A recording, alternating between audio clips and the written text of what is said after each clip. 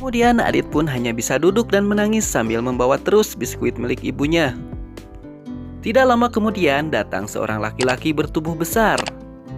Pasti teman-teman sudah tahu bahwa itu si Sopo. Dan di film kali ini, si Sopo itu pertama kali bertemu dengan Adit.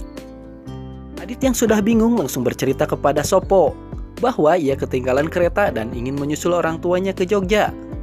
Sopo sendiri yang kasihan pun akhirnya mengantar Adit, tapi bukannya diantar ke bagian informasi bahwa ada penumpang yang tertinggal, tapi malah diajak ke rumah makan gudeg Jogja dekat stasiun Tugu. Adit pun kesal, ia memutuskan untuk pergi ke Jogja sendirian. Di lain tempat, Jarwo yang sudah menjadi langganan menyusup ke dalam kereta. Hari itu ketahuan tidak memiliki tiket. Tanpa disengaja, dia bertemu dengan Sopo. Pada awalnya dia ingin merampas barang-barang mahal yang dipakai Adit untuk ongkos pulangnya. Tapi ketika dia tahu bahwa Adit ketinggalan kereta dan tidak mempunyai uang, ia putuskan untuk ikut mengantar Adit ke Jogja dengan berharap ayahnya memberi imbalan kepadanya. Mereka pun berjalan keluar stasiun dan menemukan mobil bak. Jarwo bertanya kepada orang yang ada di mobil. Mau sampai Jogja toh nantinya toh? Orang itu tidak menjawab, hanya mengangguk saja. Ketika dia melihat Sopo melambaikan tangan, Jarwo pun menganggap bahwa mobil itu bakalan pergi ke Jogja. Tidak perlu basa-basi lagi. Jarwo langsung naik diikuti Adit dan Sopo. Dan ketika di perjalanan baru tahu alasan dia hanya ngangguk saja. Ternyata orang itu tidak bisa mendengar. Dia pun memberitahu supir bahwa ada orang di belakang numpang sampai Brebes. Walaupun agak kesal, supir itu akhirnya mengizinkannya Adit, Sopo, dan Jarwo menumpang di belakang. Ketika menikmati perjalanan, tiba-tiba dikagetkan dengan mobil yang oleng karena bannya bocor. Si supir pun minta maaf kepada Jarwo karena tidak bisa mengantarnya sampai rumah. Tapi dia menenangkan Jarwo bahwa mereka sudah masuk ke daerah Brebes. Tetapi Jarwo tentu kaget karena tujuan mereka adalah Jogja.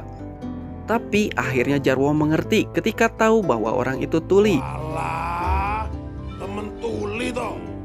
Tak lupa Jarwo pun minta maaf dan berterima kasih dan melanjutkan perjalanan karena perjalanan masih sangat jauh. Jarwo meminta Sopo untuk mengizinkan mampir ke rumah simbonya agar mereka bisa beristirahat. Awalnya Sopo menolak dan berkata tidak ingin pulang, entah apa alasannya.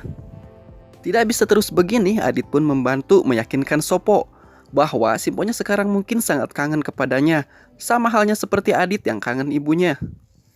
Tanpa berpikir panjang lagi, Sopo langsung mengajak mereka mampir ke rumah simbonya, melewati sawah, ladang garam, dan jalan sempit. Walaupun sangat melelahkan, mereka sangat menikmati perjalanan ini. Keadaan Adit memang baik-baik saja, tapi beda halnya sama Amira yang baru saja memimpikan Adit. Ketika dia terbangun, dia tersadar bahwa Adit tidak kunjung datang. Ia yang bangun dari tidur juga langsung mencari Adit ke setiap bangku penumpang. Tapi tetap tidak ditemukan. Kini dia tersadar bahwa Adit sudah menghilang. Kembali lagi ke Adit, walaupun capek dia tetap merasa senang karena bisa melihat banyak hal yang menarik di desa. Seperti melihat Sopo yang memerahi Jarwo karena ketahuan telah mencuri bebek milik orang lain. Setelah lama berjalan, akhirnya sampai di rumah simbonya Sopo. Simbonya Sopo tiba-tiba datang. Dia kaget sekaligus senang karena melihat anaknya kembali pulang. Ternyata alasan Sopo tidak mau pulang itu karena malu, karena belum bisa membawa simbonya pergi ke haji.